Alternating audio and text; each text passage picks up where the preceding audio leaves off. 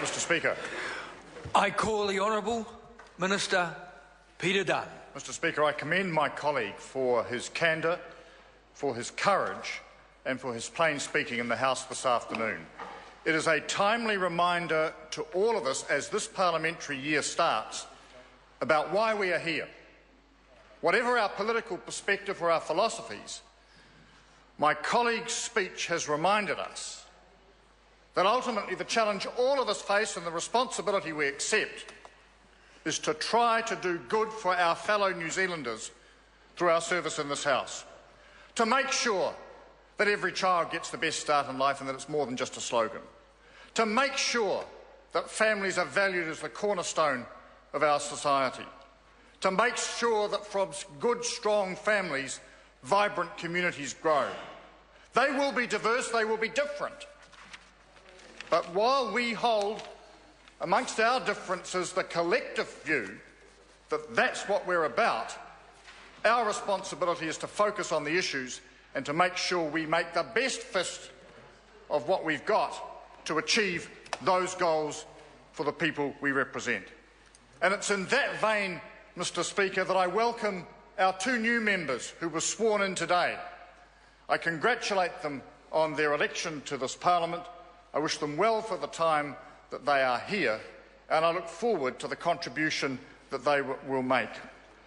If I can offer one word of advice, when I first became a Member of Parliament many years ago, an elderly predecessor in my seat, the Right Honourable Sir John Marshall, befriended me and gave me the advice that when you work on your maiden speech, do it from the perspective that every few years it's worth rereading again to see whether you still hold true to the values you expressed in that speech, and to use that opportunity not just to tell the electorate at large about you and what you stand for, but to anchor your philosophy for the time that you will be a Member of Parliament. So I wish those two new colleagues well.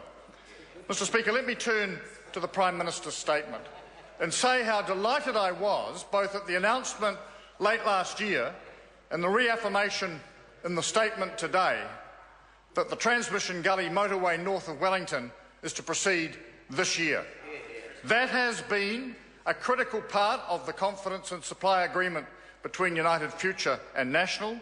It's been a part of the Wellington agenda since about 1939 to have a coherent northern access and egress constructed as an alternative to what was then the goat track of Noronga Gorge.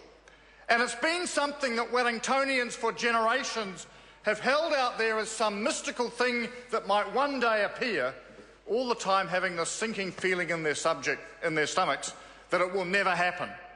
And that yin and yang, if you like, of hope and missed opportunity was given a very confident stamp of approval by the Prime Minister before Christmas, and the people of the Wellington region look forward with confidence to the commencement of work on this long overdue project during this year, and will be casting their eyes very widely at other political parties to see what their intentions are with regard to its continuation and its development and its completion within the time frame that has been set out.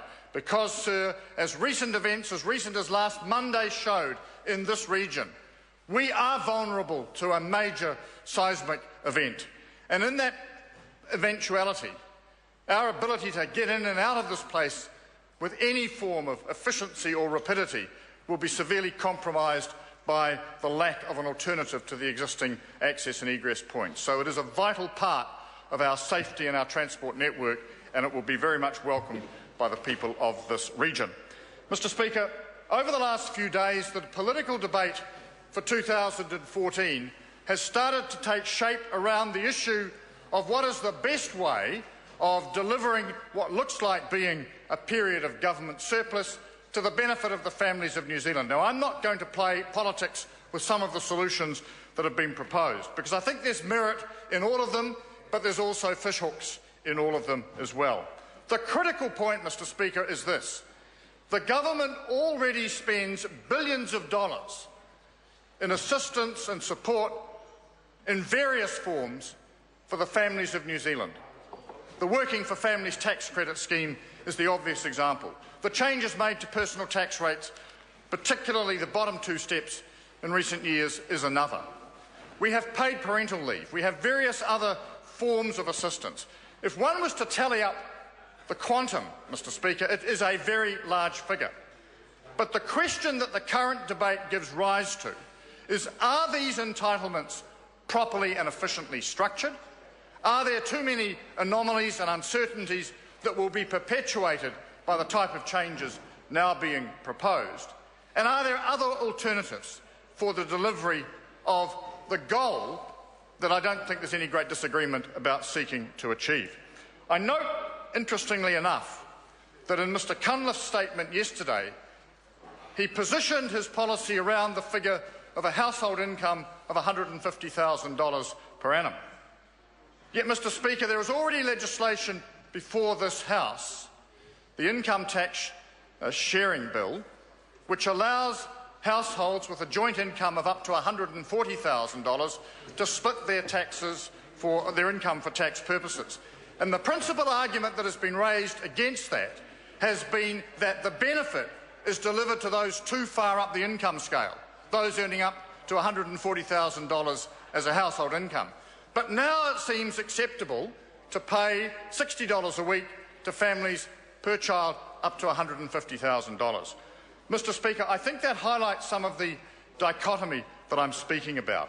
And it would seem to me that a far more logical approach, which would be not only more efficient in its distribution, but actually less costly long term, would be to proceed with the income sharing legislation, to restructure the Working for Families tax credits so that the principal benefit was delivered to families who would fall below about the $70,000 household income mark, who are those that currently would benefit least from the change to income sharing, to then use the additional finance that would be saved by that move to extend paid parental leave certainly to 26 weeks and beyond that ultimately to 52 weeks, to look then at moving out from there to take some of the antenatal moves that were announced by the Labour Party yesterday as being in their policy, extend those, more coherently fund them, look also at the issue of both the provision of medicines and also early childhood education, and put together an overall integrated package using the totality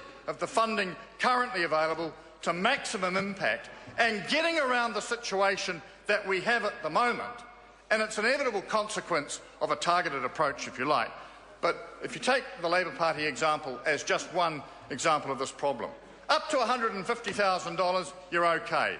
At $150,001, you fall off the cliff. Now, I'm not blaming the Labour Party particularly for that, but it's always that issue when you come to drawing the line. And I think, sir, what we have with the measures that they proposed yesterday, with the measures that were in the Prime Minister's State of the Nation speech last week about education, and some of the measures that the Greens proposed, although I think they were largely in our policy 3 years ago at the weekend, if you put them all together, we have the capacity, utilising the finance that's available, to bring out a coherent, rational, workable scheme that benefits those that we seek to assist, and there doesn't seem to be too much disagreement about who those audiences are, but which also removes a number of the sort of the boundary traps, the poverty traps, or even those effective high marginal tax rates that cut in when some of these changes occur. So, Mr. Speaker, I hope that the debate this year is not about my auction versus your auction, or my bribe versus your bribe, but about using the totality of measures that have been proposed to bring forward a constructive proposition from which all New Zealand families will benefit in the future.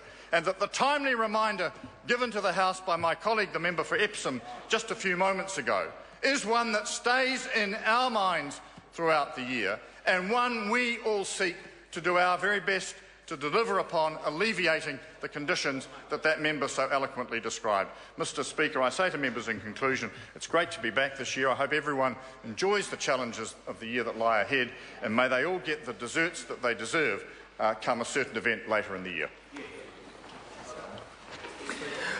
I call the Honourable Minister.